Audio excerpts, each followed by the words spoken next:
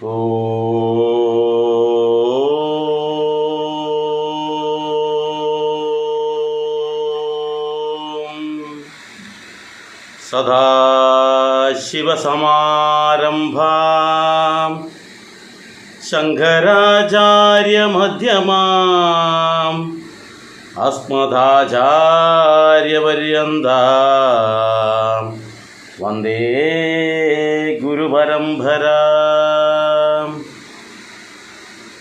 പ്രിയ കുടുംബാംഗങ്ങളെ, ഈ ഒരു കാലാംശത്തിൽ നമ്മുടെ നിത്യജീവിതത്തിൽ ഒഴിച്ചുകൂടാനാവാത്ത ഒരു വസ്തുതയാണ് നമ്മുടെ പൂജാമുറി. അപ്പോൾ ഈ പൂജാമുറി എന്തിനാണ് എന്ന് നമ്മളോട് പലരും ചോദിക്കും. അപ്പോൾ അതിന് നമുക്ക് പലപ്പോഴും നമ്മൾ പറയുന്ന ഉത്തരങ്ങൾ ഒരു തൃപ്തികരമായ മറുപടി ആയിരിക്കണമെന്നില്ല. എന്നിരുന്നാലും പൂജാമുറിയുടെ പ്രാധാന്യത്തെക്കുറിച്ച് സനാതനധർമ്മ വിശ്വാസികളായ നാം ഓരോ ആൾക്കാരും കൃത്യമായി മനസ്സിലാക്കണം. അപ്പോൾ പൂജാമുറി എന്തിനാണ്, അത് എവിടെയാണ് വേണ്ടത്, അവിടെ എന്തൊക്കെ സംവിധാനങ്ങളാണ് വേണ്ടത് എന്നതിനെക്കുറിച്ചൊക്കെ നാം ബോധവാന്മാരായിരിക്കണം. അപ്പോൾ ആ ഒരു വിഷയവുമായിട്ടാണ് ഇപ്പോൾ ഞാൻ നമ്മുടെ സജ്ജനങ്ങൾക്ക് മുന്നിലേക്ക് വരുന്നത്. ഇവിടെ നമ്മൾ ചിന്തിക്കേണ്ടത് ചോദ്യം പൂജാമുറി എന്തിനാണ് എന്നുള്ളതാണ്. അപ്പോൾ ഒരു ചോദ്യം നമ്മളോട് ചോദിക്കുക, എന്തിനാണ് നമുക്ക് വീട് എന്തിനാണ് എന്ന് ചോദിക്കുക. വീട് എന്ന് പറയുമ്പോൾ നമ്മൾക്ക് സുരക്ഷിതമായി വെയിലും മഴയും ഒന്നും കൊള്ളാതെ സുരക്ഷിതമായി ഉറങ്ങാനും അല്ലെങ്കിൽ നമ്മുടെ നിത്യജീവിതത്തിലുള്ള കാര്യങ്ങളൊക്കെ നടപ്പിലാക്കാൻ വേണ്ടിയിട്ടുള്ള ഒരു ഇടം, അതാണ് നമ്മൾ വീട് കൊണ്ട് ഉദ്ദേശിക്കുന്നത്. അപ്പോൾ ആ വീട്ടിലാണ് ഒരു പൂജാമുറി നമ്മൾ സ്ഥാപിക്കുന്നത്. അപ്പോൾ ആ വീട്ടിൽ പൂജാമുറി ഉണ്ടെങ്കിൽ അല്ലെങ്കിൽ ഉണ്ടാക്കേണ്ട ആവശ്യകത, അതാണ് പ്രധാനമായിട്ട് ഇവിടെ ചോദ്യം വരുന്നത്. പൂജാമുറി വേണോ, നമുക്ക് എവിടെയെങ്കിലും ഒരു വിളക്ക് കൊളുത്തുന്ന സംവിധാനം പോരെ? നമുക്കറിയാം, ഇന്ന് നമ്മൾ ഓരോ വീടെടുത്ത് നോക്കിക്കഴിഞ്ഞാൽ ഒന്നുകിൽ ആ ബാത്റൂമിൻ്റെ ചുമരിനോട് ചേർന്നിട്ടോ അടുക്കളയിലേക്ക് പോകുന്ന വഴിയോട് ചേർന്നിട്ടോ സ്റ്റെയർ കേസിൻ്റെ അടിയിലോ അല്ലെങ്കിൽ ഏതെങ്കിലും ഷോക്കേസിൻ്റെ ഉള്ളിലോ ഒക്കെ ആയിട്ടാണ് ഇന്ന് ഭഗവാൻ ഒരു സ്ഥാനം കൊടുത്തിട്ട് അവിടെയാണ് നിലവിളക്ക് കൊളുത്തുന്നതായിട്ട് നമുക്ക് കാണാൻ കഴിയുക. ഒന്നുമില്ലെങ്കിൽ ഭിത്തിയിൽ ഒരു പെട്ടി പോലെ അടിച്ച് അതിനുള്ളിൽ ഭഗവാന്റെ വിഗ്രഹമോ അല്ലെങ്കിൽ ഫോട്ടോ വെച്ച് അപ്പോൾ അതിൻ്റെ ഉള്ളിൽ വിളക്ക് കൊളുത്തി അത് കഴിഞ്ഞ ഉടനെ അത് ലോക്ക് ചെയ്തിട്ട്, ഷോക്കേസൊക്കെ നമ്മൾ അലമാരയൊക്കെ കൂട്ടിയിട്ട് പോകുമ്പോൾ അത് ലോക്ക് ചെയ്ത് വെക്കുന്നു എന്നർത്ഥം. ഇത്തരത്തിലാണ് ഇന്ന് നിലവിൽ നമുക്ക് കൂടുതലും കാണാൻ കഴിയുന്നത്. എന്നാൽ ബഹുഭൂരിപക്ഷം ആൾക്കാരും ഇന്ന് അതിൽ നിന്ന് അല്പം മാറി ചിന്തിക്കാൻ തുടങ്ങിയിട്ടുണ്ട്. അവരൊക്കെ തന്നെ ഒരു വീടെടുക്കുമ്പോൾ അതിനോടൊപ്പം തന്നെ പൂജാമുറി എന്നുള്ളൊരു സങ്കല്പം അവരുടെ മനസ്സിലുണ്ടാവുകയും മറ്റൊന്നിനും സൗകര്യമില്ലെങ്കിൽ ഒരു പൂജാമുറിയെങ്കിലും നല്ലൊരു പൂജാമുറി വേണമെന്നുള്ള ചിന്തയോടുകൂടി വീട് നിർമ്മാണം നടത്തുന്നവരും ധാരാളമുണ്ട്. അപ്പോൾ നമ്മൾ ചിന്തിക്കേണ്ടത്, നമുക്ക് എന്തൊക്കെയോ സൗഭാഗ്യങ്ങൾ ഭഗവാൻ തന്നിട്ടുണ്ട്, ഇല്ലേ? നമ്മൾക്ക് സംസാരിക്കുവാനുള്ള നാവ് തന്നിട്ടുണ്ട്, ചെവിക്ക് കേൾവിക്കുറവൊന്നുമില്ലാത്ത നല്ല ഒരു ശരീരം തന്നു, നല്ല കാഴ്ച തന്നു, ആരോഗ്യമുള്ള ശരീരം തന്നു ദൈവം. എന്തിനേറെ പറയുന്നു, നല്ല മക്കളെ തന്നു. നല്ല അച്ഛനമ്മമാർക്കാണ് നമ്മൾ ജനിച്ചിട്ടുള്ളത്. സമൂഹത്തിൽ മോശമല്ലാത്ത ഒരു ചുറ്റുപാടും സാമ്പത്തിക ഭദ്രതയും നമുക്ക് ഉണ്ടായിട്ടുണ്ട്. അപ്പോൾ ഇതൊക്കെ നമുക്ക് തന്നു. നല്ല ഭാര്യയാവട്ടെ, അല്ലെങ്കിൽ ഭർത്താവട്ടെ, മക്കളാവട്ടെ, എല്ലാ സൗഭാഗ്യങ്ങളും നല്ലത്. ഇതൊന്നും ഭഗവാനോട് നമ്മൾ ആവശ്യപ്പെട്ടിട്ട് തന്നതല്ല. എന്നിട്ടും ഇതൊക്കെ നമ്മൾക്ക് തന്നിട്ടുണ്ടെങ്കിൽ നമ്മൾക്ക് ആ ഭഗവാന്റെ കൃപാകടാക്ഷം കൊണ്ടാണ് നമുക്കൊരു വീടുണ്ടായിട്ടുണ്ടതെങ്കിൽ, ഇപ്പം നമ്മളൊരു വീടെടുക്കുന്നുണ്ടല്ലോ, അതൊക്കെ തന്നെ വിശ്വാസികളായ ആൾക്കാരുടെ ചിന്ത അല്ലെങ്കിൽ അവർ മനസ്സിലാക്കേണ്ടതെല്ലാം ആ ഈശ്വരൻ്റെ കൃപാകടാക്ഷം കൊണ്ടാണ് ഇതൊക്കെ ഉണ്ടായിട്ടുള്ളത് എന്നുള്ളതാണ്. അങ്ങനെയാണെങ്കിൽ ഇത്തരത്തിലുള്ള എല്ലാ അനുഗ്രഹവും തന്നിട്ടാണ് നമ്മളൊരു വീട് ഉണ്ടാക്കുന്നത്. അപ്പോൾ ആ വീട്ടിൽ നമ്മൾക്ക് എന്ത് വേണം? ഗൃഹനാഥന് താമസിക്കാൻ, അല്ലെങ്കിൽ ഗൃഹനാഥനും ഗൃഹനാഥയും ആ കുടുംബത്തിൻ്റെ ഏറ്റവും മുതിർന്ന ആളായിട്ടുള്ള ആ കുടുംബത്തിൻ്റെ എല്ലാ ചുമതലകളും വഹിക്കുന്ന അവർക്ക് താമസിക്കാനായിട്ട് ഒരു വീടെടുക്കുമ്പോൾ അവർ ചിന്തിക്കുക, എനിക്ക് ഇന്ന ഭാഗത്തൊരു ബെഡ്റൂം വേണം. പൊതുവെ നമ്മൾ കന്നിമൂലയിലുള്ള ബെഡ്റൂമാണ് അവർക്ക് പറയാറ്. അപ്പോൾ അവർക്ക് ഇന്ന സ്ഥലത്തൊരു ബെഡ്റൂം വേണം. അതുപോലെ അതിനുള്ളിലൊരു ബാത്റൂം വേണം. അത് ഞങ്ങൾക്ക് ഭാര്യയും ഭർത്താവിനും എപ്പോഴെങ്കിലും രാത്രി പെട്ടെന്നൊരു ബുദ്ധിമുട്ട് വന്നു കഴിഞ്ഞാൽ അതിന് വേണ്ടിയിട്ട് ഞങ്ങൾക്കൊരു ബാത്റൂം വേണം. ഇത്ര വലിപ്പത്തിൽ ഇത്ര സൗകര്യമുള്ള ഒരു അടുക്കള വേണം. അതിനോട് ചേർന്നിട്ട് ഒരു സ്റ്റോർ മുറി വേണം. ഇതൊക്കെ ആർക്ക് വേണ്ടിയിട്ടാണ്? നമ്മൾക്ക് വേണ്ടിയിട്ടാണ്. അതുപോലെ പൂമുഖം ഇങ്ങനെ ആയിരിക്കണം. അതുപോലെ തന്നെ ആ നടുത്തളം ആയിട്ടുള്ള ആ സെൻട്രൽ ഹാൾ ഉണ്ടല്ലോ, അതിന് ഇന്ന ഭാഗത്ത് ഷോക്കേഴ്സ് വേണം, അത് ഇന്ന ഭാഗത്ത് ഇന്ന പണിത്തരങ്ങളൊക്കെ വേണം. ഇങ്ങനെ നിരവധി കാഴ്ചപ്പാട് നമ്മൾക്കുണ്ട്. എല്ലാം നമ്മുടെ സന്തോഷത്തിന് വേണ്ടിയാണ്. അത് ബാത്റൂം ആയാലും ഇനി കാർ പോർച്ച് ആയാലും ശരി, എല്ലാ നിർമ്മാണവും നമ്മുടെ സന്തോഷത്തിന് വേണ്ടിയിട്ടാണ്. അപ്പോൾ ഇങ്ങനെ നമ്മൾക്ക് വേണ്ടി നമ്മൾ വലിയൊരു ഗൃഹമുണ്ടാക്കുമ്പോൾ നമ്മുടെ എല്ലാം ഉയർച്ചയ്ക്ക് വേണ്ടി നമ്മൾ വിളിക്കുമ്പോൾ വെളിപ്പുറത്ത് ഓടിയെത്തുന്ന ആ ഈശ്വരീയ ചൈതന്യത്തിനെ നിത്യവും കണികണ്ടുണരുന്നതിന് വേണ്ടിയിട്ട്, അല്ലെങ്കിൽ ആ നിത്യവും നമുക്ക് പൂജിക്കാൻ വേണ്ടി, അല്ലെങ്കിൽ നിത്യവും നമുക്ക് ആരാധിക്കാൻ വേണ്ടി, പ്രാർത്ഥിക്കുവാൻ വേണ്ടി ആ ഭഗവാന് മാത്രമായിട്ട് ഒരു മുറി നമ്മൾ കണക്കാക്കണ്ടേ? എന്തൊക്കെ സൗഭാഗ്യങ്ങൾ നമുക്ക് തന്നിട്ടുണ്ട്. ഈ സൗഭാഗ്യങ്ങളൊക്കെ തന്നിട്ടും നമ്മൾ ആ ഭഗവാനോട് ഇന്ന് വരെ ഒരു താങ്ക്സ് പറഞ്ഞിട്ടില്ല. എന്നിട്ട് നമ്മൾ നിരവധി ആവശ്യങ്ങളുമായിട്ടാണ് ഭഗവാന്റെ മുന്നിലേക്ക് പോകുന്നത്. അപ്പോൾ നമ്മൾക്ക് ഒരു വീടെടുക്കുമ്പോൾ ആ വീട്ടിൽ ആ ഭഗവാന് വേണ്ടി മാത്രമായിട്ട് ഒരു മുറി നമ്മൾ തയ്യാറാക്കുന്നത് തെറ്റുണ്ടോ?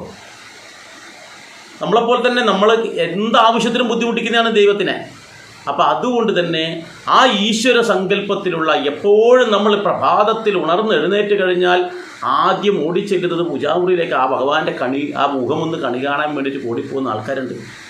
അതിനുശേഷമാണ് കുളി കഴിഞ്ഞ് ശരീരശുദ്ധി വരുത്തി എന്നിട്ട് പൂജാമുറി കഴിയാണ് ദീപം തെളിയിക്കുന്നത്.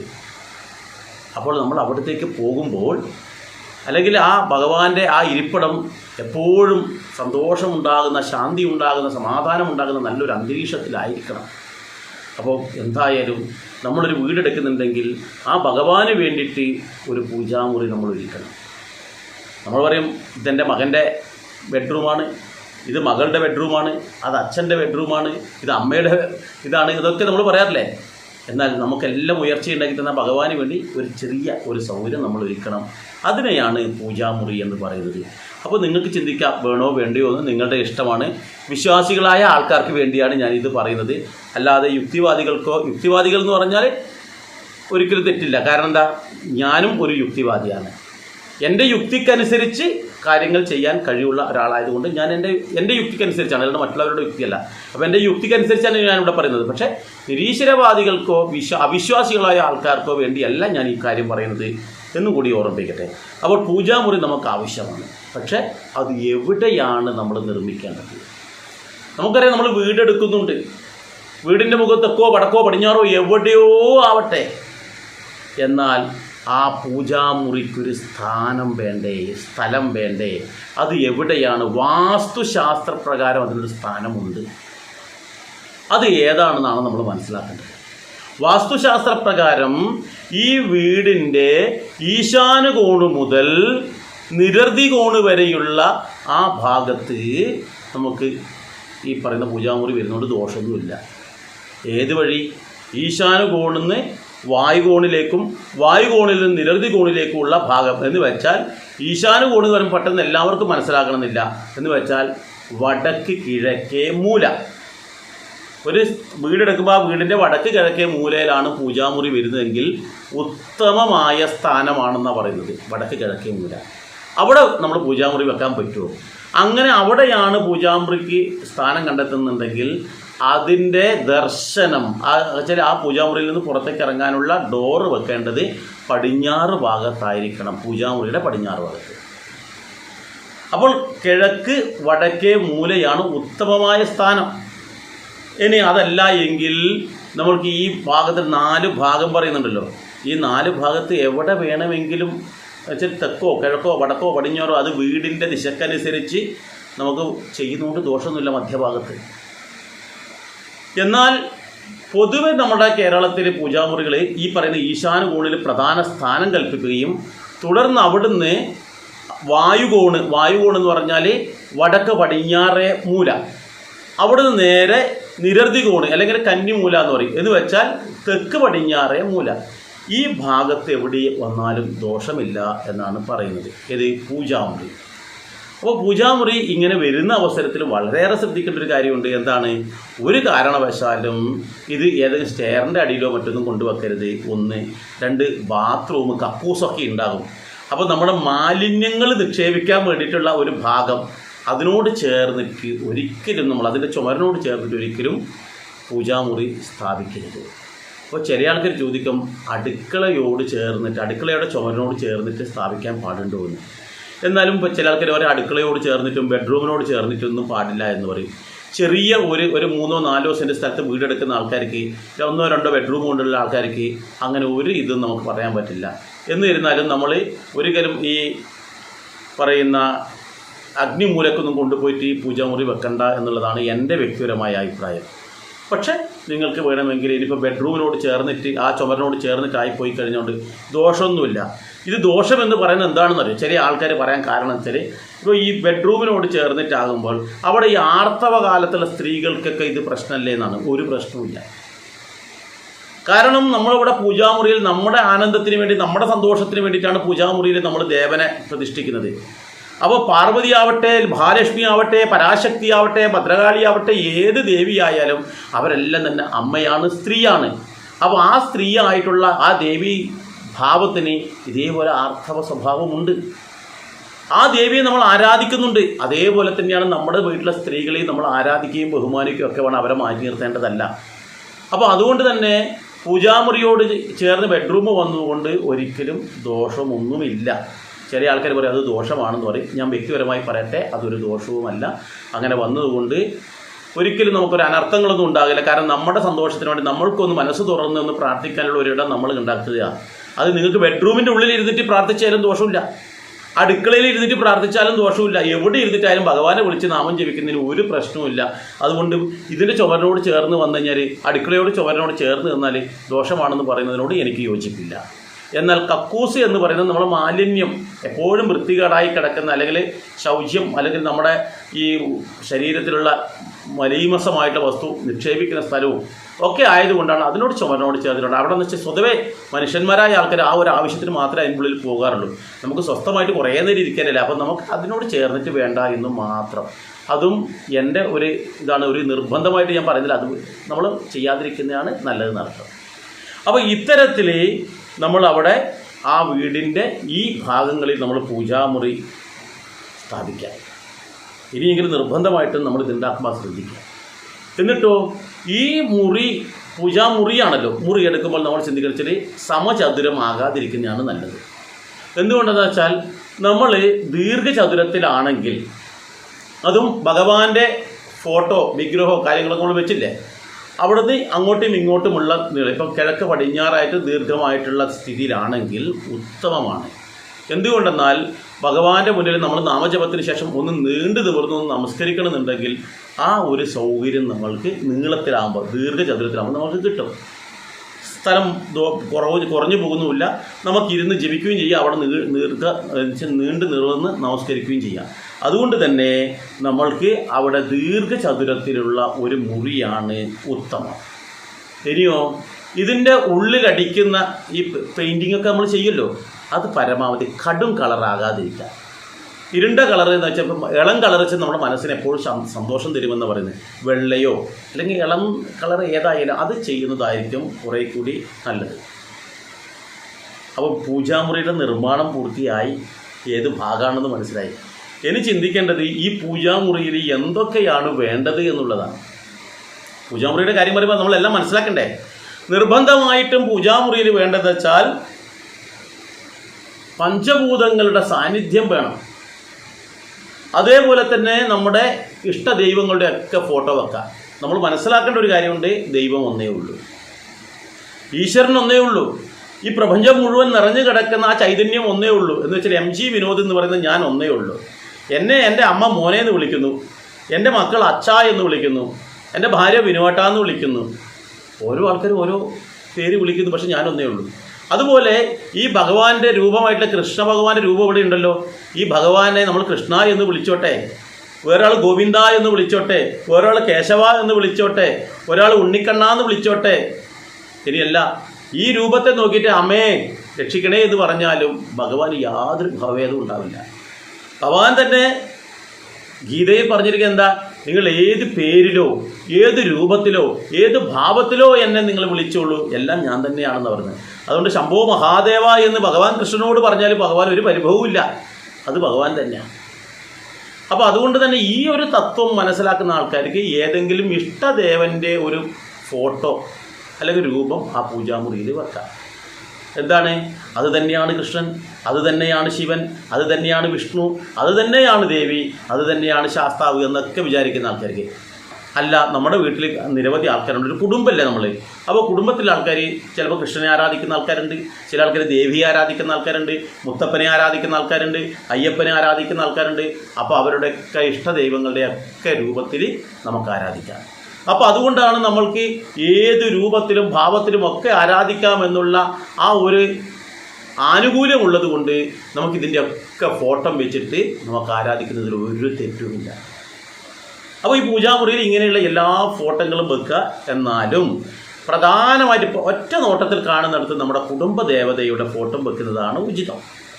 കാരണം കുടുംബദേവതയുടെ അനുഗ്രഹം കിട്ടിയിട്ട് വേണം നമ്മൾ എന്ത് കാര്യങ്ങളും ചെയ്യാൻ. അതുകൊണ്ട് തന്നെ ആ കുടുംബദേവതയുടെ ഫോട്ടോ നമുക്ക് ഒറ്റ നോട്ടത്തിൽ കാണുന്നിടത്ത് വെക്കുക. അല്ലെങ്കിൽ ഇഷ്ടദേവൻ്റെ ഫോട്ടോ നമുക്ക് ഒറ്റ നോട്ടത്തിൽ കാണുന്നിടത്ത് നമ്മൾ വെക്കാൻ വേണ്ടിയിട്ട് ശ്രമിക്കുക. അപ്പോൾ അത്തരത്തിൽ വേണം നമ്മൾ ഫോട്ടോകളൊക്കെ തന്നെ തയ്യാറാക്കാൻ. അതോ എങ്ങനെയായിരിക്കണം? ഈ ഫോട്ടോ വെക്കുമ്പോൾ ആ ഫോട്ടോകളെല്ലാം തന്നെ ആ വീടിൻ്റെ അന്തർഭാഗത്തേക്ക് നോക്കി നിൽക്കുന്ന ഭാവത്തിൽ വേണം വെക്കാൻ വേണ്ടിയിട്ട്. ഒരു സൈഡിലേക്ക് വെച്ച് കഴിഞ്ഞാൽ ആ ഒരു വീടിൻ്റെ സൈഡിലേക്കല്ലേ വരുന്നുള്ളൂ. അപ്പോൾ വീടിൻ്റെ നടുത്തളങ്ങളിലേക്ക് നോക്കി നിൽക്കുന്ന ഭാവത്തിൽ ഫോട്ടോ വെക്കുകയാണെങ്കിൽ, പിന്നെ ഭിത്തിൻ്റെ ചുറ്റും വെക്കുന്നുണ്ടെങ്കിൽ വിഷയമില്ല, നിറയെ ഫോട്ടോ വെക്കുന്നുണ്ടെങ്കിൽ, അല്ലെങ്കിൽ പ്രധാന ദേവൻ്റെ ഒരു ഫോട്ടോ വെക്കുകയാണെങ്കിൽ ആ ദേവൻ ആ ഗൃഹത്തിൻ്റെ ഉള്ളിലേക്ക് നോക്കി നിൽക്കുന്ന തരത്തിൽ വേണം ഈ ഫോട്ടോയോ വിഗ്രഹങ്ങളോ വെക്കുവാൻ. ഈ അവസരത്തിൽ ചില ആൾക്കാർ പറയും, വിഗ്രഹങ്ങൾ വെക്കാൻ പാടുണ്ടോ? തെറ്റില്ല, വിഗ്രഹങ്ങൾ വെക്കാം. പക്ഷേ ഏതെങ്കിലും തരത്തിൽ ഡാമേജ് ഉള്ളത്, പൊട്ടിയതോ അല്ലെങ്കിൽ വൈകല്യമുള്ളതോ ആയ സാധനങ്ങൾ ഫോട്ടോ ആയാലും അതുപോലെ തന്നെ വിഗ്രഹങ്ങളായാലും വെക്കരുത്. ഈ വിഗ്രഹങ്ങൾ വെക്കുമ്പോഴും പറയുന്നു, കാരണം നമ്മൾ ഇരുന്നിട്ട് പ്രാർത്ഥിക്കണം, നമുക്ക് ഇരുന്നിട്ട് ജപിക്കേണ്ടതാണ്. ജപിക്കുന്ന അവസരത്തിൽ ഈ ഭഗവാന്റെ അടിഭാഗം, പീഠമുണ്ടല്ലോ, അടിഭാഗത്ത് ഭഗവാൻ നിൽക്കുന്ന ആ പീഠം നമ്മുടെ പൊക്കിൻ്റെ ആ ഉയരത്തിൽ മേൽപ്പോട്ടായിരിക്കണം. എന്ന് വെച്ചാൽ ഇരുന്ന് കഴിഞ്ഞാൽ ഈ ഭഗവാനെ നമ്മുടെ കണ്ണുകൊണ്ട് നേർക്ക് നോക്കാൻ കഴിയണം, അല്ലാതെ കുനിഞ്ഞു നിന്നിരുന്ന് നോക്കരുത്. നമ്മളുടെ ഇതിനേക്കാളും തറയിലാവരുത്, തറയിൽ നിന്ന് ഉയർത്തി വെക്കണം ഭഗവാന്റെ ആ വിഗ്രഹം എന്നർത്ഥം. അപ്പോൾ ഈ വിഗ്രഹത്തിൻ്റെയും ഫോട്ടോയുടെയും ഒക്കെ സ്ഥാനം ഭക്തൻ്റെ അല്ലെങ്കിൽ വീടിൻ്റെ ഉള്ളിലേക്ക് നോക്കി നിൽക്കുന്ന വിധത്തിൽ ചെയ്യുന്നതാണ് ഉത്തമം എന്നർത്ഥം. ഇനിയോ ഫോട്ടോ വെക്കുമ്പോൾ ചില ആചാര്യന്മാരൊക്കെ പറയാറുണ്ട്, അയ്യോ നിങ്ങൾ ശിവൻ നടനം ചെയ്യുന്ന നടരാജൻ്റെ ഫോട്ടോ വെക്കരുത്, കാരണം കാലിൻ്റെ കീഴിൽ ഒരാളെ ചവിട്ടി പിടിക്കുന്നതിൻ്റെ അത് നമ്മുടെ കുടുംബത്തിലെ ദോഷമാണ്. ഭദ്രകാളിയുടെ ഫോട്ടോ വെക്കരുത്, വിഗ്രഹങ്ങൾ വെക്കരുത്, കാരണം ഭദ്രകാളിയുടെ രൂപം കാണുമ്പോൾ തന്നെ കുട്ടികൾ ഭയന്നു പോകും. അത് രൗദ്രഭാഗവത്തിലെ ഒരു സാധനവും വീട്ടിൽ വെക്കരുത് എന്ന് പറയും. അപ്പോൾ ഞാൻ പറയുന്നത് എന്താണെന്ന് വെച്ചാൽ, നിങ്ങൾക്ക് ഭദ്രകാളിയുടെ ഫോട്ടോ ആയിക്കോട്ടെ, നടരാജൻ്റെ വിഗ്രഹമായിക്കോട്ടെ, കൃഷ്ണൻ ഓടക്കുഴൽ ഊതുന്ന വിഗ്രഹം വെക്കരുത്, കാരണം ഓടക്കുഴൽ ഊതുന്നുണ്ടെങ്കിൽ ഇങ്ങനെ നമ്മുടെ ഐശ്വര്യം മുഴുവൻ ഊതിയിട്ട് പുറത്തേക്ക് കളയുമെന്ന് പറയുന്ന ആൾക്കാരും ഉണ്ട്. നിങ്ങൾക്ക് ഇഷ്ടമുള്ള ദേവൻ്റെയും ഇഷ്ടമുള്ള ദേവിയുടെയും ഒക്കെ തന്നെ വിഗ്രഹങ്ങളോ ഫോട്ടോസ് എന്ത് വേണമെങ്കിലും പൂജാമുറിയിൽ വെക്കാം, ഒരു തെറ്റുമില്ല. കാരണം ഇത് ആർക്ക് വേണ്ടിയിട്ടാണ് പൂജാമുറി ഉണ്ടാക്കിയിരിക്കുന്നത്? ഭഗവാന് വേണ്ടിയിട്ടില്ല, നമ്മുടെ സന്തോഷത്തിന് വേണ്ടിയിട്ടാണ്, നമ്മുടെ ആനന്ദത്തിന് വേണ്ടിയിട്ടാണ്. അപ്പോൾ നമ്മുടെ ഇഷ്ടദേവൻ്റെ ഫോട്ടോ അല്ലേ നമ്മളവിടെ വെക്കേണ്ടത്. അപ്പോൾ ഇവിടെ ഭദ്രകാളിയുടെ ഫോട്ടോ വെക്കാൻ പാടില്ല എന്ന് ചില ആൾക്കാർ പറയുന്നത് എന്തുകൊണ്ടറിയോ? ആ ഭയാനകമായ രൂപം കാണുമ്പോൾ പൂജാമുറിയിൽ കയറുമ്പോൾ നമുക്കൊരു സാത്വിക ഭാവം വേണം, ഒരു മനസ്സ് ശാന്തമാകണം. ഭദ്രകാളിയുടെ രൂപം കാണുമ്പോൾ നമുക്ക് മനസ്സാകെ പ്രക്ഷുബ്ധമാകും, ഒരു ഭയാനകമാകും എന്നാണ് പറയുന്നത്. എന്നാൽ നമ്മൾ മനസ്സിലാക്കേണ്ടതാണ്, ഭദ്രകാളി ആരോടാണ് ഈ രൗദ്രഭാവം ഉള്ളത്? ദുഷ്ടതയോടാണ്, രാക്ഷസന്മാരോടാണ്, ദുഷ്ടന്മാരോടാണ്. എന്ന് വെച്ചാൽ നമ്മുടെ ഉള്ളിലുള്ള അല്ലെങ്കിൽ നമ്മൾക്ക് ബാധിക്കുന്ന ശത്രുക്കളോടാണ് അമ്മ അത്തരത്തിൽ പെരുമാറുന്നത്. നമ്മളോടെപ്പോഴും സൗമ്യഭാവത്തിൽ തന്നെയാണ്. നമ്മുടെ അമ്മയ്ക്കും നമ്മുടെ ഭാര്യയ്ക്കും നമ്മുടെ മകൾക്കും ഇതേപോലെ ഭാവങ്ങളുണ്ട്. അവരൊന്ന് പറഞ്ഞ് രണ്ടാമത് ചിലപ്പോൾ ദേഷ്യം പിടിച്ച് കഴിഞ്ഞാൽ ചില ഭാര്യമാരൊക്കെ ചിരവിയെടുത്തിട്ട് നിൽക്കും. ഇവിടെ ഭദ്രകാളി വാളെടുത്ത് നിൽക്കുന്നതേ ഉള്ളൂ. അപ്പോൾ ചില അമ്മമാർ ഭദ്രകാളി ആവാറുണ്ട് ചില സന്ദർഭങ്ങളിൽ. തൻ്റെ മക്കൾക്ക് എന്തെങ്കിലും സംഭവിക്കുന്ന സമയത്ത് അമ്മമാരുടെ ഭാവം മാറും. അപ്പോൾ ആ ഭക്തനെ സംരക്ഷിക്കാൻ വേണ്ടിയാണ് എൻ്റെ അമ്മ ഇങ്ങനെ വന്നിട്ടുള്ളത് എന്നുള്ള ചിന്ത നമ്മുടെ കുട്ടികൾക്കും നമ്മുടെ കുടുംബാംഗങ്ങൾക്കും നമ്മൾ പറഞ്ഞു കൊടുക്കണം. അതുകൊണ്ട് മക്കളെ, നിങ്ങൾ പേടിക്കേണ്ടതില്ല. ഇത് നമ്മുടെ അമ്മ നമ്മളോട് എപ്പോഴും സ്നേഹത്തോടും നമ്മളോട് എപ്പോഴും ആ വാത്സല്യം ഉണ്ടാകും. പക്ഷേ നമ്മൾക്കെതിരെ ഏതെങ്കിലും ദുഷ്ടശക്തികൾ, പ്രേത ഭൂത പിശാചുക്കളോ മാരണമോ ആഭിചാരമോ എന്തെങ്കിലും ചെയ്താൽ, അങ്ങനെയുള്ള അല്ലെങ്കിൽ ദാരിദ്ര്യമാവട്ടെ മറ്റുള്ള രോഗദുരിതങ്ങളാവട്ടെ ഇങ്ങനെയൊക്കെ വന്നു കഴിഞ്ഞാൽ ഈ അമ്മ അതിനെയൊക്കെ ഇതുപോലെ ഭയപ്പെടുത്തി ഓടിച്ചു കളയും നമ്മളെ സംരക്ഷിക്കാൻ വേണ്ടി. അതുകൊണ്ട് തന്നെ നമ്മൾക്ക് അങ്ങനെയുള്ള ഒരു ഫോട്ടോയോ വിഗ്രഹമോ അവിടെ വെക്കുന്നതുകൊണ്ട് ഒരു ദോഷമില്ല. നമ്മളതിനെ ആ അമ്മയുടെ വാത്സല്യത്തോടു കൂടി ആ അമ്മയെ പ്രാർത്ഥിക്കാം. നമ്മുടെ ഇഷ്ടദൈവം ഏതാണോ ആ ദൈവത്തിനെ നമുക്ക് പ്രാർത്ഥിക്കാം. ആ ദൈവത്തിൻ്റെ ഫോട്ടോയും വിഗ്രഹവും നമുക്ക് അവിടെ വെക്കാം. പക്ഷേ അത് നമ്മുടെ കുട്ടികൾക്കും മറ്റുള്ളവർക്കും നമ്മളത് പറഞ്ഞു കൊടുക്കണം, ഇതിനെന്താണ് ഇതിൻ്റെ തത്വമെന്ന്. അത് ശിവനായിക്കോട്ടെ, ഏത് ഭാവത്തിലുള്ള ശിവനായിക്കോട്ടെ, നമ്മൾക്ക് എന്താണോ ഇഷ്ടദേവൻ, ആ ഇഷ്ടദേവൻ്റെ രൂപവും കാര്യങ്ങളും നമ്മൾ അവിടെ വെക്കുന്നുണ്ട്, ഒരു തെറ്റുമില്ല എന്ന് നമ്മൾ മനസ്സിലാക്കുക. ഇത് കഴിഞ്ഞാലോ, ഇത് കൂടാതെ പിന്നെ അവിടെ വെക്കേണ്ടതെന്ന പഞ്ചഭൂതങ്ങളുടെ സാന്നിധ്യം വേണമെന്ന് ആദ്യം പറഞ്ഞു. എന്താണ് ഈ പഞ്ചഭൂതങ്ങളുടെ സാന്നിധ്യം എന്ന് പറയുന്നത്? അത് നമ്മൾ വളരെയേറെ ചിന്തിക്കണം. പഞ്ചഭൂതങ്ങൾ എന്ന് പറയുന്നത്, ഒന്ന് അഗ്നിയാണ്, രണ്ട് ആകാശമുണ്ട്, വായു ഉണ്ട്, ഭൂമിയുണ്ട്, ജലമുണ്ട്. അപ്പോൾ എന്താണ്? അഗ്നിയുടെ സാന്നിധ്യമായിട്ട് നമ്മൾ അവിടെ എപ്പോഴും നമ്മൾ കത്തിക്കുന്നത് നിലവിളക്കാണ്. അപ്പോൾ നിലവിളക്ക് നമ്മൾ അവിടെ കത്തിക്കണം. എവിടെയാണ് നിലവിളക്ക് വെക്കേണ്ടത്? സംശയം ഉണ്ടാവും. പൂജാമുറിയുണ്ട്. അപ്പോൾ ഈ നിലവിളക്ക് എവിടെ നമ്മൾ വെക്കണം? പൂജാമുറിയിൽ നമ്മൾ നിലവിളക്ക് കൊളുത്തുമ്പോൾ ഇഷ്ടദേവൻ്റെ മുന്നിലേക്കാണ് നമ്മൾ നിലവിളക്ക് കൊളുത്തി വെക്കേണ്ടത്. ഇഷ്ടദേവൻ്റെ ഇത് നമ്മൾ പ്രത്യക്ഷത്തിൽ കാണുന്നിടത്താണല്ലോ വെക്കുക. അങ്ങനെ പ്രത്യക്ഷത്തിൽ കാണുന്നിടത്ത് ആ ഇഷ്ടദേവൻ്റെ രൂപം വെച്ചിട്ട് അതിൻ്റെ മുമ്പിൽ വേണം നിലവിളക്ക് കൊളുത്തി വെക്കാൻ. എന്നാൽ നിലവിളക്ക് കൊളുത്തുമ്പോൾ നമ്മൾ പ്രത്യേകം ശ്രദ്ധിക്കുക. നിലവിളക്കിൻ്റെ മഹത്വത്തെക്കുറിച്ച്, നിലവിളക്ക് എന്തിനാണ് കത്തിക്കുന്നത് എന്നതിനെക്കുറിച്ചൊക്കെ വളരെ വിശദമായിട്ടൊരു വീഡിയോ ഞാൻ ഇതിൻ്റെ മുന്നേ ഇവിടെ ചെയ്തിട്ടുണ്ട്. ദയവ് ചെയ്ത് നിങ്ങളത് കേൾക്കുകയാണെങ്കിൽ നിലവിളക്കിൻ്റെ മഹത്വം മനസ്സിലാകും. ഇവിടെ നിലവിളക്ക് നമ്മൾ ദേവൻ്റെ മുമ്പിൽ കൊളുത്തി വെക്കുമ്പോൾ ചിന്തിക്കേണ്ട ഒരു കാര്യമുണ്ട്. അത് ഉപയോഗം കഴിഞ്ഞാൽ, ആ വിളക്കിലെ തിരികൾ പൂർണ്ണമായും നമ്മൾ ഉപയോഗിച്ച് കഴിഞ്ഞാൽ, അത് വിളക്കിലെ തിരി അണയ്ക്കാൻ പാടുണ്ടോ, അല്ലെങ്കിൽ അത് കത്തുന്നത് എങ്ങനെയാണ് ഇതാക്കേണ്ടത് എന്നതിനെക്കുറിച്ചൊക്കെ വളരെ വിശദമായിട്ട് ആ വീഡിയോ പറയുന്നുണ്ട്. ഞാൻ ഇതിൽ പറയുന്നില്ല അത്. അപ്പോൾ ഏതായാലും ഞാൻ പറഞ്ഞത് നിലവിളക്കിലെ തിരി ഒരു കാരണവശാലും അണയ്ക്കാൻ പാടില്ല എന്നാണ് അതിൽ പറഞ്ഞിട്ടുള്ളത്. അതിൻ്റെ കാരണം ആ വീഡിയോയിൽ പറയുന്നുണ്ട്, നിങ്ങൾ അവിടെ കേട്ടോളൂ. അപ്പോൾ ഈ വിളക്കിലെ തിരി സ്വയം അണഞ്ഞ് തീർന്നു കഴിഞ്ഞാൽ ആ വിളക്ക് കഴുകി വൃത്തിയാക്കിയിട്ട് പിന്നെ അവിടെ നിന്ന് മാറ്റി വെക്കണം. ഭഗവാന്റെ മുമ്പിൽ ഒഴിഞ്ഞ പാത്രം വെക്കരുത്. രണ്ടാമത് കാര്യം, എച്ചിൽ പാത്രം വെക്കരുത്. കാരണം വിളക്ക് കത്തിച്ച് കഴിഞ്ഞാൽ ആ തരത്തിലുള്ള ഈ എണ്ണയും ഇതൊക്കെ ആ കരിന്തിരിയോ അല്ലെങ്കിൽ മറ്റേ കത്തിച്ച് കഴിഞ്ഞിട്ട് തിരിയൊക്കെ ഉണ്ടാവില്ല, ചിലപ്പോൾ അതൊക്കെ അവിടെ ഇങ്ങനെ കിടക്കുന്നുണ്ടാവും. ചിലപ്പോൾ അതിൽ എണ്ണ ബാലൻസ് ഉണ്ടാവും. അതിലൊക്കെ പ്രാണികൾ ചത്തിട്ട് ഇങ്ങനെ കിടക്കുന്നുണ്ടാവും. നമ്മൾ രാവിലെ പൂജാമുറിയിൽ വന്ന് നോക്കുമ്പോൾ ഈ ചത്ത പ്രാണികളോ അല്ലെങ്കിൽ കൂറ, പ്രാണി, കൊതുക് ഇതൊക്കെ ചത്ത് കിടക്കുമ്പോൾ നമുക്ക് മാനസികമായിട്ടൊരു മോശം. അപ്പോൾ എന്താണ്, ഉപയോഗം കഴിഞ്ഞാൽ അത് അന്നേരം തന്നെ കഴുകി വെക്കും. നമ്മളറിയാലോ, നമ്മൾ ഭക്ഷണം കഴിച്ചു കഴിഞ്ഞാൽ ആ പാത്രം എന്താ ചെയ്യുക? ഭക്ഷണം കഴിച്ചു കഴിഞ്ഞാൽ അന്നേരം തന്നെ നമ്മൾ ആ പാത്രം കഴുകിയിട്ട് നേരെ റാക്കിൽ അങ്ങോട്ട് വെക്കും. ഇത് ഭഗവാന് നമ്മൾ മുന്നിൽ കൊടുത്തു കഴിഞ്ഞാൽ ഭഗവാന്റെ മുന്നിൽ ഉപയോഗം കഴിഞ്ഞാൽ ഉടൻ തന്നെ എന്ത് വേണം? ഇത് നമ്മൾ എടുത്ത് അങ്ങോട്ട് കഴുകി തുടച്ച് വൃത്തിയാക്കണം. അത് പിന്നെ തെക്ക് വെക്കരുത്, അത് അശുഭ ലക്ഷണമാണ്. അപ്പോൾ നിലവിളക്ക് ഭഗവാന്റെ മുന്നിൽ വെക്കുമ്പോൾ എന്ത് ചെയ്യണമെന്ന് കൃത്യമായി പറഞ്ഞു. ഇനി രണ്ടാമതെന്താണ്? ആകാശം. അത് അവിടെ കിടക്കുന്ന ശൂന്യമായിട്ട് കിടക്കുന്ന സ്ഥലത്തിനെയാണ് ആകാശം എന്ന് പറയുന്നത്. പിന്നെ വേണ്ടത് എന്താ? മൂന്നാമത്തെ തത്വമായിട്ടുള്ള വായു. വായു അവിടെ ഉണ്ടല്ലോ, വായു ഉള്ളതുകൊണ്ടല്ലേ വിളക്ക് കത്തുന്നത്, ഇല്ലേ കത്തില്ലല്ലോ, അതുമായി. പിന്നെ വേണ്ടത് ഭൂമിയാണ്. ഭൂമി എന്ന് പറഞ്ഞാൽ പുണ്യസ്ഥലങ്ങളിൽ നിന്ന് എവിടെന്നെങ്കിലും കൊണ്ടുവന്നിട്ടുള്ള മണ്ണുണ്ടാവാം. വൃന്ദാവനത്ത് നിന്ന്, അയോധ്യയിൽ നിന്ന്, കാശിയിൽ നിന്ന്, രാമേശ്വരത്ത് നിന്നും എവിടെയാണോ ഭഗവാന്റെ പാദസ്പർശമേറ്റ് പുണ്യമായിട്ടുള്ള ഭൂമിയുള്ളത് അവിടെ നിന്ന് അല്പം മണ്ണെടുത്തിട്ട് അതൊരു പാത്രത്തിലാക്കിയിട്ട് നമ്മൾ ആ പൂജാമുറിയിൽ വെക്കുക. അത് ഭൂമിയുടെ തത്വം. ഇനി അഞ്ചാമത്തെ തത്വമാണ് ജലതത്വം. ഇതിന് നമ്മൾ ഉപയോഗിക്കുന്നത് ഒരു കിണ്ടിയാണ്. ഈ കിണ്ടിയിൽ ജലമെടുത്ത് നമ്മൾ പൂജാമുറിയിൽ വെക്കാറുണ്ട്. ഇതിനെക്കുറിച്ചും ഞാനൊരു പ്രഭാഷണം ചെയ്തിട്ടുണ്ട്, കിണ്ടിയുടെ തത്വത്തെക്കുറിച്ച്. അതും നിങ്ങൾ കേട്ട് കഴിഞ്ഞാൽ അതും നിങ്ങൾക്ക് അതിന് കൃത്യമായ കാര്യങ്ങൾ മനസ്സിലാക്കാൻ പറ്റും. അപ്പോൾ ഈ കിണ്ടിയിൽ ജലത്തിൻ്റെ തത്വമായതുകൊണ്ട് തന്നെ ആ ജലം എടുത്തിട്ട് ആ കിണ്ടിയുടെ വാല് ദേവൻ്റെ നേർക്ക് വരുന്ന വിധത്തിൽ വേണം വെക്കാൻ. കിഴക്ക് വടക്ക് പടിഞ്ഞാറ് ആയിട്ടല്ല, അത് ദേവൻ്റെ നേർക്ക് വരുന്ന വിധത്തിൽ ആ കിണ്ടിയുടെ വാല് വെക്കുക. മറ്റുള്ള സമയങ്ങളിൽ നമുക്ക് കിഴക്കോട്ട് വെക്കാം. പക്ഷേ പൂജാമുറിയിൽ വെക്കുമ്പോൾ നമ്മൾ ആർക്ക് വേണ്ടിയാണ് വെക്കുന്നത്? അത് ദേവനെ സങ്കല്പിച്ചിട്ട് വെക്കുന്നത്. അപ്പോൾ ആ ദേവൻ്റെ നേർക്ക് വാല് വരുന്ന വിധത്തിൽ ആ കിണ്ടി നമ്മൾ സ്ഥാപിക്കുക, അതിൽ ജലം വെക്കുക. ഈ കാര്യങ്ങൾ പഞ്ചഭൂതങ്ങളുടെ സാന്നിധ്യമായി. ഇത് കൂടാതെയോ ആ പൂജാമുറിയിൽ നല്ല തരത്തിലുള്ള ഒരു മണം എപ്പോഴും ഉണ്ടാവണം. അതിന് നല്ല രീതിയിലുള്ള ചന്ദനത്തിരി അവിടെ കത്തിച്ച് വെക്കുന്നത് നല്ലതാണ് എപ്പോഴും. എന്നുവെച്ചാൽ രാവിലെയും വൈകിട്ട് ചന്ദനത്തിരി കത്തിക്കുമ്പോൾ അതിൻ്റെ മണം ആ ദിവസം മുഴുവൻ അവിടെ നിറഞ്ഞു നിൽക്കും. പിന്നെയോ ആ ഭക്തൻ പൂജാമുറിയിലേക്ക് എത്തിക്കഴിഞ്ഞാൽ അവന് ധരിക്കാൻ വേണ്ടിയിട്ട് ഭസ്മം, കുങ്കുമം, ചന്ദനം ഇത്യാദി വസ്തുക്കളും പൂജാമുറിയിൽ വെക്കുന്നത് നല്ലതാണ്. ഭസ്മം നമ്മൾ അവിടെ വെക്കുക. നമ്മൾ ജപിക്കുന്നതിന് മുമ്പായിട്ട് ഭസ്മം തൊടുക, കുളി കഴിഞ്ഞ് ഉടനെ വന്നിട്ട് തൊട്ട് എന്നിട്ട് ജപിക്കുക. അതുപോലെ ചന്ദനവും കുങ്കുമം. ചന്ദനം എന്നാൽ വിഷ്ണുവിൻ്റെ പ്രതീകമാണ്, ഭസ്മം എന്ന് പറഞ്ഞാൽ ശിവൻ്റെ പ്രതീകമാണ്, കുങ്കുമം എന്ന് പറഞ്ഞാൽ സാക്ഷാൽ ദേവിയുടെ പ്രതീകമാണ്. ഇത് മൂന്നും ധരിക്കാൻ പറ്റുമെങ്കിൽ മൂന്നും ധരിക്കാവുന്നതാണ്, ഒരു കാരണവശാലും ദോഷമൊന്നുമില്ല. അപ്പോൾ ഈ തരത്തിൽ നമ്മൾ പൂജാമുറിയിൽ വെക്കുക. പിന്നെയോ പലരും പറയാറുണ്ട് പൂജാമുറിയിൽ നമ്മൾക്ക് ഫോട്ടോകൾക്ക് മാല ചാർത്താൻ പാടുണ്ടോ എന്ന്, വിഗ്രഹങ്ങൾക്ക് മാല ചാർത്താൻ പാടുണ്ടോ എന്ന് പലരും ചോദിക്കാറുണ്ട്. യാതൊരു സംശയവും വേണ്ട. കാരണം ഇതൊക്കെ തന്നെ നമ്മുടെ സംതൃപ്തിക്ക് വേണ്ടിയിട്ടാണ് നമ്മൾ ചെയ്യുന്നത്.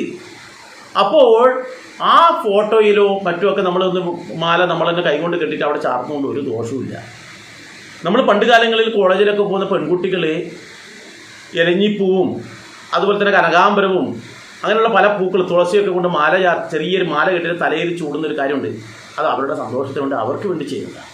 ഇതുപോലെ തന്നെ ദേവന് വേണ്ടിയിട്ടും അങ്ങനെ ഫോട്ടോയിൽ ചാർത്തുകൊണ്ട് യാതൊരു ദോഷമില്ല. അത് അവിടെ കൂടുതൽ ഒരു ആത്മീയമായ ഒരു അന്തരീക്ഷം ഉണ്ടാകും. ഇവിടെ നമ്മൾ ചിന്തിക്കേണ്ടത് പൂജാമുറിയിലേക്ക് ഒരാൾ കയറി വരുന്ന സമയത്ത് പ്രധാനമായിട്ട് നമ്മൾ ചിന്തിക്കേണ്ടത് എന്താണ്? അവിടെ നമുക്ക് കാണുമ്പോൾ തന്നെ ഒരു ഭക്തിയുടെ അന്തരീക്ഷം ഉണ്ടാകണം. അതുകൊണ്ട് തന്നെ ആ പൂജാമുറിയിൽ വിളക്കിൻ്റെ കരികൾ വരുന്നുണ്ടെങ്കിൽ അത് തുടച്ച് വൃത്തിയാക്കണം. ചിലന്തി വല കെട്ടുന്നുണ്ടെങ്കിൽ അത് തുടച്ച് വൃത്തിയാക്കണം. പൊടികളുണ്ടെങ്കിൽ പൊടിയും മറ്റേ പടലങ്ങളൊക്കെ ചിലപ്പം വന്നേക്കാം. അപ്പോൾ അതുകൊണ്ട് തന്നെ അതും നമ്മൾ വൃത്തിയാക്കാൻ മറന്നു പോകരുത്. നമുക്കറിയാം ചില ആൾക്കാർ, ഇപ്പോൾ എന്നെ പോലെയുള്ള ആൾക്കാരൊക്കെ ചില വീടുകളിൽ പോയി കഴിഞ്ഞാൽ ആദ്യം നമ്മൾ നോക്കുന്നത് വെച്ചാൽ അവരുടെ പൂജാമുറിയാണ് നോക്കുക. അവിടെ ഏതാ ദേവനുള്ളത്? പലരുടെ കുടുംബക്ഷേത്രങ്ങളായിരിക്കും ദേവന്മാരായിരിക്കും ഉണ്ടാവുക. അപ്പോൾ ദേവന്മാരാരുള്ളത്? ഏത് വിളക്കാണ് കൊളുത്തുന്നത്? തൂക്ക് വിളക്കാണോ, അനുഷ്ഠാന വിളക്കാണോ? ഏത് വിളക്ക് കൊളുത്തിയാലും ദോഷമൊന്നുമില്ല. അപ്പോൾ ഇത്തരത്തിൽ ആണ് ഉണ്ടാവുക. അപ്പോൾ അതൊക്കെ നമ്മൾ തുടച്ച് ഇതാക്കി വെക്കണം.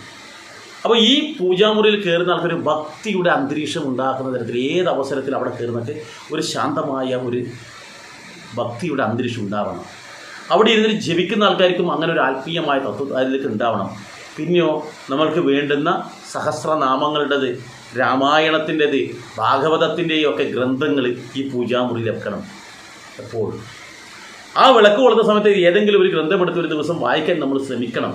അപ്പോൾ പൂജാമുറിയിൽ പുണ്യഗ്രന്ഥങ്ങൾ നമ്മൾ നിർബന്ധമായിട്ടും ഉണ്ടാക്കാൻ വേണ്ടി ശ്രമിക്കണം. എന്നിട്ട് ഏതെങ്കിലും നമ്മൾ വായിക്കാം. രാമായണം നിത്യവും വായിച്ചാൽ നല്ലതാ. ഒന്നില്ലെങ്കിൽ 1-2 പേജ് വായിക്കാൻ പറ്റിയ ഉത്തമമാണ്. അപ്പോൾ അത്തരത്തിൽ നമ്മൾ എന്ത് വേണം? ആ പൂജാമുറിയിൽ നല്ലതായ ഒരു അന്തരീക്ഷം ഉണ്ടാക്കണം. പരമാവധി ദൈവങ്ങളുടെ ഫോട്ടോ വെക്കുന്നതൊക്കെ അങ്ങനെ വെക്കാം. വിളക്ക് ഒന്നല്ല, ഒന്നിൽ കൂടുതൽ വിളക്ക് കത്തിക്കാൻ പറ്റുന്നതൊക്കെ അങ്ങനെ വെക്കാം. അപ്പോൾ അതുകൊണ്ട് കൂടുതൽ ദോഷമൊന്നുമില്ല, അത്രയും പ്രകാശപൂരിതമാകും. അപ്പോൾ അവിടുത്തെ അതിനനുസരിച്ചിട്ടുള്ള അന്തരീക്ഷം അവിടെ ഉണ്ടാകും ഭഗവാന്റേതായിട്ടുള്ളത്. വിളക്കിൽ നമ്മൾ ഒരു കാരണവശാലും എള്ളെണ്ണയോ പശുവിൻ നെയ്യോ അല്ലാത്ത ഒരു വസ്തു നമ്മൾ ഒഴിക്കാതിരിക്കുക. കാരണം ഇത് കത്തിച്ച് കഴിഞ്ഞാൽ നമുക്ക് ആ പൂജാമുറി കയറുമ്പോൾ തന്നെ അതിൻ്റെതായ ഗന്ധം വേറെ തന്നെയാണ്. ഒരു ആത്മീയത അറിയാതെ ഉണ്ടാകും. അത് കത്തിച്ച് ആ പശുവിൻ നെയ്യോ എള്ളെണ്ണയുടെ ഒക്കെ മണം ഉണ്ടെങ്കിൽ തന്നെ അന്തരീക്ഷം അവിടുന്ന് മാറും എന്നർത്ഥം. അപ്പോൾ ഇത്തരത്തിൽ അവിടുത്തെ അന്തരീക്ഷം വളരെ നന്നാക്കാൻ വേണ്ടി ശ്രമിക്കണം എന്നും കൂടി ഓർമ്മിപ്പിക്കട്ടെ. ഇനി ഇത് കൂടാതെ ചില ആൾക്കാർ ചോദിക്കാറുണ്ട്, നമ്മൾ പൂജാമുറിയിൽ ഭഗവാന്റെ ഒരു കൃഷ്ണൻ്റെ ഒരു രൂപമുണ്ട്, നമുക്ക് നിത്യേന അവിടെ ഞാൻ നിവേദ്യം ഭഗവാന് കൊടുക്കുന്നുണ്ട്, തെറ്റുണ്ടോ? കൊടുക്കരുത്.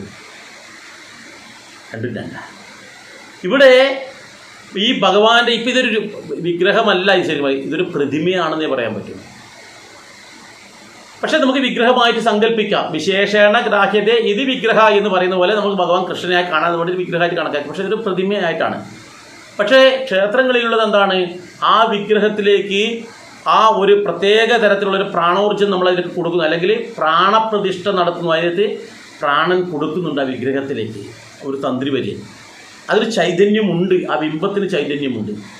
അപ്പോൾ ആ ബിംബത്തിന് ചൈതന്യമുണ്ടാകുമ്പോൾ ആ ചൈതന്യത്തിന് ഒരു കാരണവശാലും പട്ടിണിക്കിടരുത്. ആ ചൈതന്യത്തിന് ചെയ്യേണ്ടുന്ന ചടങ്ങുകൾ എപ്പോഴും തുടക്കം കുറിക്കുന്ന സമയത്ത് എന്തൊക്കെയാണ് ചെയ്യാൻ തീരുമാനിച്ചത് ആ ചടങ്ങുകളെല്ലാം മുടങ്ങാതെ ചെയ്യണം. എന്നാൽ നമ്മൾ വീട്ടിലാണ് ഇത്തരത്തിലൊരു വിഗ്രഹമോ ഫോട്ടോയോ വെച്ചിട്ട് നിവേദ്യവും പൂജാദികളും കാര്യങ്ങളൊക്കെ നമ്മൾ ചെയ്യുന്നതിരിക്കട്ടെ. അങ്ങനെയാണെങ്കിൽ നമുക്ക് ഏതെങ്കിലും കാരണവശാൽ ചെയ്യാൻ പറ്റാതെ നമ്മളൊന്ന് കിടന്നുപോയി എന്നിരിക്കട്ടെ, മറ്റടുത്ത ക്ഷേത്രത്തിൽ അയാൾക്ക് പറ്റിയിട്ടെങ്കിൽ ഉടനെ മുട്ടുശാന്തി കാളിയാക്കും.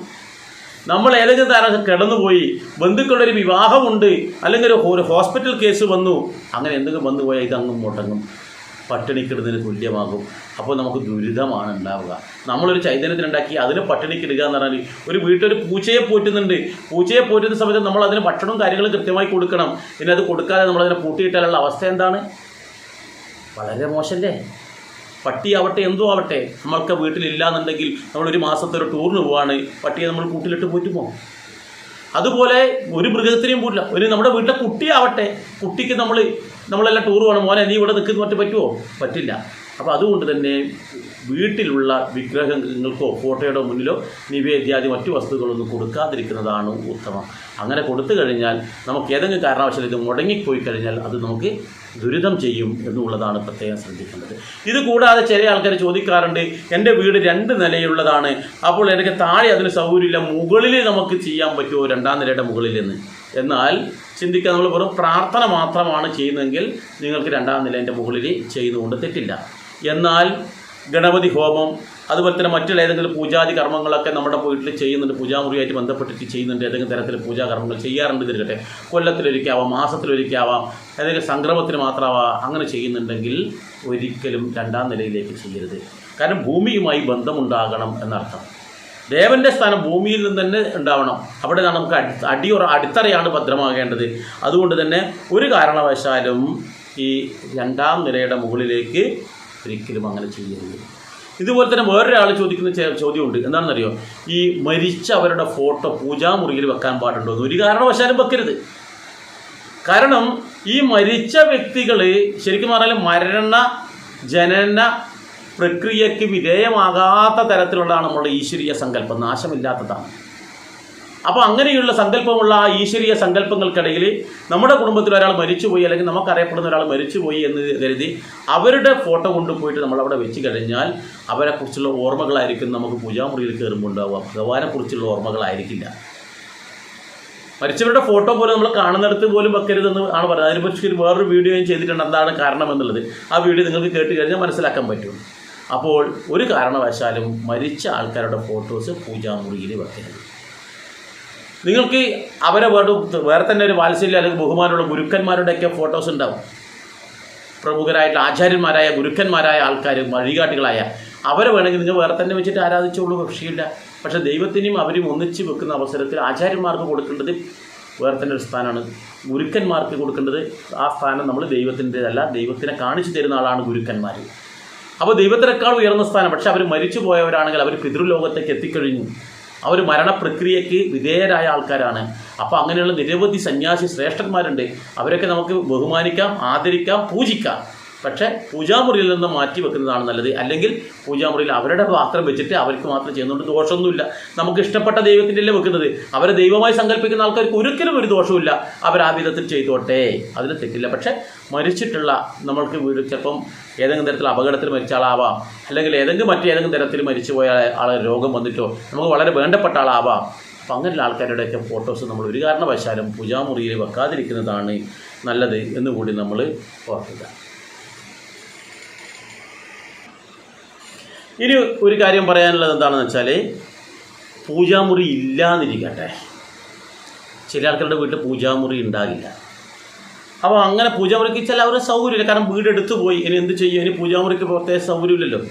അപ്പോൾ അങ്ങനെയുള്ളതാണെങ്കിൽ പോലും നിങ്ങൾ പ്രത്യേകം ശ്രദ്ധിക്കേണ്ട ഒരു കാര്യം എന്ന് വെച്ചാൽ, നിങ്ങളുടെ വീടിൻ്റെ ഈശാന കോണുണ്ടല്ലോ, ഞാൻ നേരത്തെ പറഞ്ഞ വടക്ക് കിഴക്കേ ഭാഗം, അവിടെ നിങ്ങൾ ഒരു വിളക്ക് കൊളുത്താനുള്ള സൗകര്യം അവിടെ ഒരുക്കുക. ഇനി അവിടെ നമുക്ക് സൗകര്യമില്ല എങ്കിൽ നിങ്ങൾ ഏതെങ്കിലും ചുമരിന് നിങ്ങൾക്ക് ഈ ഭഗവാനെ കിഴക്കോട്ട് നോക്കി നിർത്താൻ പറ്റുന്ന ഏതെങ്കിലും ഒരു ചുമര് സെലക്ട് ചെയ്യുക. എന്നിട്ട് അവിടെ നിങ്ങൾക്ക് വേണമെങ്കിൽ ഇതുപോലെ ഒരു സംവിധാനം ചെയ്യുക, അവിടെ വിളക്ക് കൊളുത്തുക. അപ്പോൾ അത് ഈ ഫോട്ടോസും മറ്റു കാര്യങ്ങളൊക്കെ വെക്കുന്ന സമയത്ത് അത് പെട്ടെന്ന് തട്ടി വീഴാത്ത വിധത്തിൽ കൃത്യമായിട്ട് നമ്മൾ വെക്കുക. വിഗ്രഹങ്ങളാണെങ്കിൽ ചുമരോട് ചേർത്ത് വെക്കാതിരിക്കുക, മുട്ടി ചുമരോട് ചേർത്ത് വെക്കാതിരിക്കുക. അപ്പോൾ അങ്ങനെ വെച്ചിട്ടായാലും നമ്മൾ പ്രാർത്ഥിക്കുന്നതുകൊണ്ട് ദോഷമൊന്നുമില്ല. പക്ഷേ പൂജാമുറിയാകുമ്പോൾ നമുക്ക് നമ്മുടേതായ ഒരു അന്തരീക്ഷം കിട്ടും, ഒരു സ്വകാര്യത കിട്ടും. ആ പൂജാമുറിയിലാണ് ഇപ്പോൾ വിളക്ക് കൊളുന്ന സ്ഥലത്തൊക്കെ പലരും കൂടി ഇങ്ങോട്ട് പോകും. വീട്ടിൽ ഒരുപാട് ആൾക്കാരുണ്ടെങ്കിൽ കുട്ടികൾ പോകാം, അമ്മ പോകാം, അങ്ങനെ പലരും ഉണ്ടാവും. നമുക്ക് ഇരുന്ന് നാമം ജപിക്കാൻ ഒരു സ്ഥലമുണ്ടാവില്ല. ഇവിടെ ഇരുന്നിട്ട് നാമം ജപിക്കാനോ പ്രാർത്ഥിക്കുവാനും പ്രാണായാമം ചെയ്യാനും മെഡിറ്റേഷൻ ചെയ്യാനും ഒക്കെ നമുക്ക് സൗകര്യമുണ്ടാകും. എല്ലാ ദിവസവും ഈ ജപത്തിന് ശേഷം ജപത്തിന് മുമ്പായിട്ട് നമ്മൾ ഭസ്മം ധരിക്കണമെന്ന് പറഞ്ഞ പോലെ തന്നെ ജപം കഴിഞ്ഞതിന് ശേഷം വീട്ടിൽ കർപ്പൂരാരതി നടത്തുന്നത് വളരെ നല്ലതായിരിക്കും. എന്ന് വെച്ചാൽ അന്തരീക്ഷത്തിലുള്ള ദുഷിച്ച എനർജിയെ ഇല്ലാതാക്കാൻ കർപ്പൂരത്തിന് വളരെ അശുദ്ധി ഇല്ലാതാക്കാൻ വളരെ നല്ലതാണ് കർപ്പൂരം ആരതി ചെയ്യുന്നത് എന്നാണ് പറയുന്നത്. അതുകൊണ്ട് തന്നെ വീട്ടിൽ എപ്പോഴും നമ്മളൊരു കർപ്പൂരത്തിൻ്റെ ഇത് കെമിക്കലില്ലാത്ത നല്ല ഒന്നാന്തര കർപ്പൂരം വാങ്ങിച്ച് വെക്കണം. കർപ്പൂരം കത്തിക്കണതിലൊറ്റ എന്തെങ്കിലും കർപ്പൂരം കത്തിക്കരുത്. കാരണം ഇന്ന് പലതും മെഴുകൊക്കെ ചേർന്നതിന് മാരകമായ വിഷമാണുള്ളത്. അത് ഉപയോഗിക്കരുത്. അത് നമ്മൾ ഉപയോഗിച്ച് കഴിഞ്ഞാൽ ഗുണത്തെക്കാളേറെ ദോഷം ഉണ്ടാകും. ഒറിജിനലി കർപ്പൂര മരത്തിൽ നിന്ന് വാറ്റിയെടുത്തിട്ടുള്ള ആ പൊടി ചേർത്തിട്ടുള്ള കർപ്പൂരം തന്നെ നമ്മൾ വാങ്ങിക്കുക. അങ്ങനെ ഇല്ലാത്ത ആൾക്കാർക്ക് നമ്മുടെ സ്റ്റോർ മുഖാന്തരം കിട്ടാനുണ്ട് സാധനം. അപ്പോൾ ബന്ധപ്പെട്ടവർക്ക് ആരെങ്കിലും നമ്മുടെ ഈ കർപ്പൂരം വേണമെന്ന് തോന്നുകയാണെങ്കിൽ നമ്മുടെ സ്റ്റോറുമായിട്ട് ബന്ധപ്പെട്ട് കഴിഞ്ഞാൽ നമ്മളത് അയച്ചു കൊടുക്കും. അപ്പോൾ ഈ കർപ്പൂരമാണ് ഇങ്ങനെയുള്ള നല്ല നല്ല സാധനങ്ങൾ നമ്മൾ അവസാനം ഈ പൂജാമുറിയിൽ നിന്ന് നമസ്കരിച്ചതിന് ശേഷം നമ്മൾ വെളിയിലേക്ക് പോകുമ്പോൾ ഒന്ന് ആരതി ഒഴിഞ്ഞിട്ട് പോവുകയാണെങ്കിൽ വളരെ നന്നായിരിക്കും. നിങ്ങൾക്ക് ഈ പൂജാമുറിയുമായി ബന്ധപ്പെട്ടിട്ട് എന്തെങ്കിലും സംശയം ഉണ്ടെങ്കിൽ ഇതിൻ്റെ കമൻറ്റ് ബോക്സിൽ രേഖപ്പെടുത്താം. നിങ്ങളുടെ വിലയേറിയ അഭിപ്രായങ്ങളും ഈ കമൻറ്റ് ബോക്സിൽ രേഖപ്പെടുത്താം. അപ്പോൾ നമ്മൾ ചിന്തിക്കേണ്ടത് വെച്ചാൽ ഇത് നമ്മൾ മാത്രം പറഞ്ഞുകൊണ്ട് കാര്യമില്ല. ഇത്തരം ചിന്താഗതികൾ നമ്മളെ ഈ വിശ്വാസികളായ നല്ലവരായ ആൾക്കാരിലേക്ക് ഈ വീഡിയോ നിങ്ങൾ അയച്ചു കൊടുക്കുക. ഇപ്പോൾ ക്ഷേത്രത്തിൻ്റെ ഗ്രൂപ്പ് ഉണ്ടാവും, കുടുംബത്തിൻ്റെ ഗ്രൂപ്പ് ഉണ്ടാവും. അതുപോലെ നിങ്ങളുമായിട്ട് ബന്ധപ്പെട്ട നല്ല നല്ല സജ്ജനങ്ങൾക്ക് ഈ വീഡിയോ പരമാവധി അയച്ചു കൊടുക്കുക. അവരിലേക്കും ഈ ഒരു തത്വം എത്തട്ടെ എന്ന് കൂടി ഞാൻ പറയട്ടെ. ഒന്നുകൂടി ഞാൻ സൂചിപ്പിക്കട്ടെ, ഇതുപോലത്തെ നിരവധി ഞാൻ കുറേ പ്രഭാഷണത്തിനെക്കുറിച്ച് ഞാൻ പറഞ്ഞിട്ടുണ്ട്. നിരവധി വീഡിയോസ് ഇതുപോലത്തെ ഇതിന് മുമ്പ് കഴിഞ്ഞു പോയിട്ടുണ്ട്, ഇനി വരാനുമുണ്ട്. ഇതെല്ലാം നിങ്ങൾക്ക് കൃത്യമായിട്ട് ലഭിക്കണമെന്നുണ്ടെങ്കിൽ എന്ത് വേണം? ഈ ചാനലൊന്ന് സബ്സ്ക്രൈബ് ചെയ്യുക. എന്താണ് സബ്സ്ക്രൈബ് ചെയ്യുക എന്നുള്ളത് സംശയം ഉണ്ടാവും. ഒന്നും ടെൻഷൻ അടിക്കേണ്ട. ഈ ഞാനിപ്പോൾ സംസാരിക്കുന്നുണ്ടെങ്കിൽ ആ വീഡിയോ നിങ്ങൾ കാണുന്നില്ലേ, അതിന് തൊട്ട് താഴെയായിട്ട് ഇംഗ്ലീഷിൽ എഴുതിയിട്ടുണ്ട് സബ്സ്ക്രൈബ് എന്ന്. അവിടെ തൊട്ട് കൊടുക്കുകയും വേണ്ടു. ആ അവസരത്തിൽ അവിടെ ഒരു മണിയുടെ ചിത്രം കാണും, അതും കൂടി തൊട്ട് കൊടുക്കുക. തീർന്നു. പിന്നെ ഞാനിവിടെ ഇടുന്ന എല്ലാ വീഡിയോയും നിങ്ങൾക്ക് മെസ്സേജായിട്ട് വരും. നിങ്ങൾക്കത് നിങ്ങളുടെ സമയത്തിനനുസരിച്ച് കാണാം. ഏതായാലും നിങ്ങളിത് സബ്സ്ക്രൈബ് ചെയ്തിട്ട് ഈ ആധ്യാത്മിക കുടുംബത്തിൻ്റെ ഭാഗമാക്കാവുക. നിങ്ങളുടെ ഏത് സംശയം ഉണ്ടെങ്കിലും, ഇതൊന്നും മാത്രമല്ല, എൻ്റെ വാട്സപ്പ് നമ്പർ ഞാൻ ഇവിടെ എഴുതിയിടുന്നുണ്ട്. അപ്പോൾ ഈ വാട്സപ്പ് നമ്പറിൽ നിങ്ങൾക്കുണ്ടാകുന്ന ഏത് സംശയങ്ങൾക്കും എനിക്കറിയാവുന്ന വിധത്തിൽ ഞാൻ മറുപടി തരും. നിങ്ങൾ വിളിച്ചിട്ട് കിട്ടുന്നില്ല എങ്കിൽ ഞാൻ സൗകര്യം പോലെ ഞാൻ തിരിച്ചങ്ങോട്ട് വിളിക്കുന്നതായിരിക്കും. അപ്പോൾ നിങ്ങൾ ഈ വീഡിയോ പരമാവധി ആൾക്കാരിൽ എത്തിക്കാൻ വേണ്ടിയിട്ട് ഷെയർ ചെയ്യുക. എല്ലാവർക്കും നന്ദി, നമസ്കാരം.